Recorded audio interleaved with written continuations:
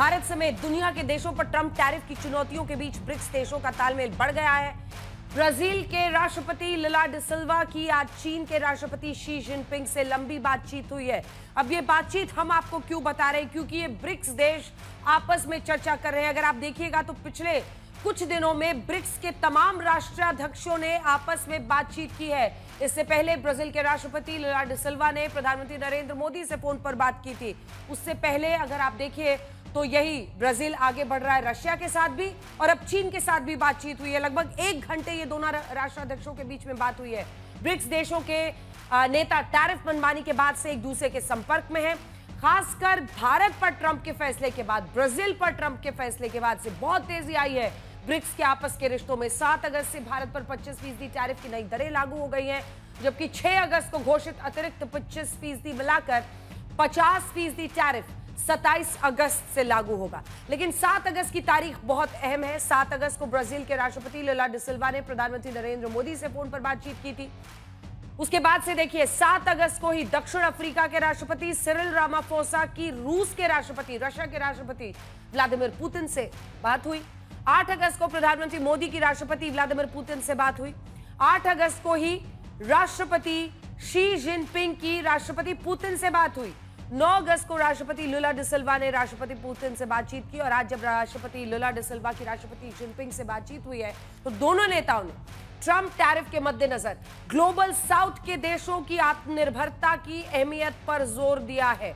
हम आपको बताते हैं कि ग्लोबल साउथ है क्या। देखिए, ये वो तमाम देश हैं जो आप देख रहे हैं, दक्षिणी हिस्से में पड़ते हैं पूरे विश्व के, जिनमें आप साउथ अमेरिका हो, अफ्रीका हो, एशिया हो, ये सारे देश उसमें आते हैं। ग्लोबल साउथ एक बेहद अहम है। North America, south America, Europe, Asia, Africa, Australia की एक ग्लोबल साउथ की अर्थव्यवस्था ही असल मायने में दुनिया का ग्रोथ इंजन है। लेकिन ट्रंप का टैरिफ ग्लोबल साउथ को टारगेट कर रहा है। लेकिन हैरानी की बात यह है कि कर्ज लेकर जी रहा इसी ग्लोबल साउथ का देश पाकिस्तान अपने आतंकवाद को छिपाने के लिए ट्रंप के टैरिफ के साथ खड़ा है। टैरिफ पर आसिम मुनीर के अपने पाले में आने के बाद से ट्रंप ने जहां मुनीर को न सिर्फ परमाणु धमकी की छूट दी, क्योंकि मुनीर ने कहां से परमाणु धमकी दी है, खुलेआम न सिर्फ भारत को बल्कि आधी दुनिया को, अमेरिका की धरती से दी है। वहीं बलूचिस्तान के तेल पर ट्रंप की नजर लगातार है। इसीलिए आज हल्ला बोल का सवाल है कि क्या ब्रिक्स का मजबूत जोड़ ट्रंप मुनीर के गठजोड़ का तोड़ है। पहले ये रिपोर्ट देखिए, फिर चर्चा की शुरुआत करेंगे।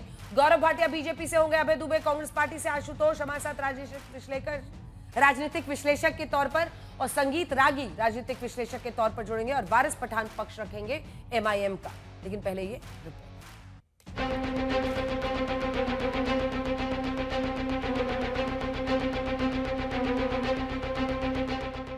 न तो पाकिस्तान के सेना प्रमुख मुल्ला मुनीर का अमेरिका की धरती से परमाणु धमकी देना संयोग मात्र है, और न ही बलूचिस्तान में पाकिस्तानी सेना के आतंकवाद से लड़ रहे बलूचिस्तान लिबरेशन आर्मी को अमेरिका द्वारा आतंकवादी संगठन घोषित करना।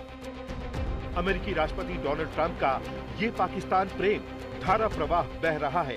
वो सशक्त भारत को कभी टैरिफ से घेरते हैं तो कभी जिहादी मुल्ला आसिम मुनीर के इशारों पर फैसला लेते हैं। याद कीजिए, 30 जुलाई को टैरिफ पर भारत से आर पार की लड़ाई शुरू होने के कुछ ही घंटों में, यानी टैरिफ बम की 25% वाली पहली किस्त लागू होने के फौरन बाद डोनाल्ड ट्रंप ने सोशल मीडिया पोस्ट में क्या लिखा था। ट्रूथ सोशल पर ट्रंप का बयान था, हमने पाकिस्तान के साथ अभी अभी डील की है, जिसके तहत पाकिस्तान और अमेरिका साथ मिलकर उनके अथाह ऑयल रिजर्व को विकसित करेंगे। हम तेल कंपनी के चुनाव की प्रक्रिया में हैं, जो इस साझेदारी की अगुवाई करेगी। कौन जानता है, हो सकता है कि एक दिन वो भारत को तेल बेच रहे हों।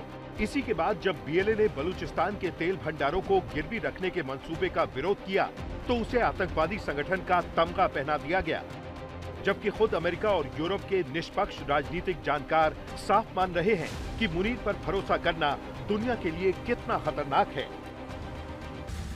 वैसे तो आसिम मुनीर ने आधी दुनिया को परमाणु बम से बर्बाद कर देने की धमकी दी है, और वो भी अमेरिका की धरती से। और एक बात तय है कि भारत पर उसकी खतरनाक सोच बेहद गंभीर है। कुरान की आयतों को पढ़कर जिस तरह मुल्ला मुनीर ने अमेरिका में मुकेश अंबानी के जामनगर रिफाइनरी पर अटैक की धमकी दी है, वो अलर्ट करने वाला है। जामनगर रिफाइनरी दुनिया का सबसे बड़ा single site oil refining complex है। यहाँ सालाना 33 मिलियन टन तेल का शोधन होता है। ये भारत की ऊर्जा सुरक्षा के लिए बेहद अहम है। अब ऐसे में सवाल यह है कि टैरिफ वॉर के साथ हाल के वर्षों में आई सबसे बड़ी कूटनीतिक चुनौती के साथ भारत कैसे निपटता है। मुनीर के परमाणु ब्लैकमेल पर विदेश मंत्रालय का दो टूक बयान है, लेकिन क्या ये पर्याप्त है या फिर इससे आगे स्टैंड लेने की जरूरत है?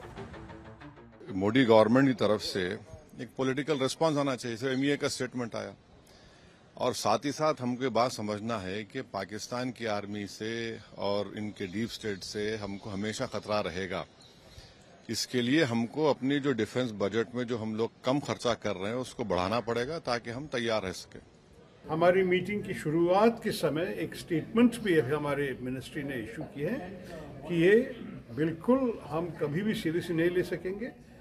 ये न्यूक्लियर ब्लैकमेल भारत कभी नहीं टॉलरेट करेंगे इस देश में। और कि मुनीर जी ने एक देश जो हमारे एक अच्छे दोस्त वाले देश है उनके भूमि पे खड़े होकर इस किस्म की चीज कहा, ये तो अच्छा नहीं लगा और इस संदेश पे हम सबको बता देंगे। इस बीच टैरिफ की आड़ में ट्रंप से मिली शह के बाद मुल्ला मुनीर का मुल्क ऑपरेशन सिंदूर में मिली हार का हिसाब बराबर करने की कोशिश कर रहा है।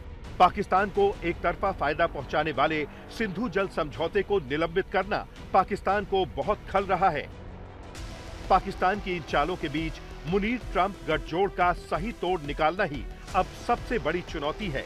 यानी ट्रंप का टैरिफ अब सिर्फ भारत पर आर्थिक हमला नहीं, ये भारत की सुरक्षा का मसला भी बन चुका है। ब्यूरो रिपोर्ट, आज तक।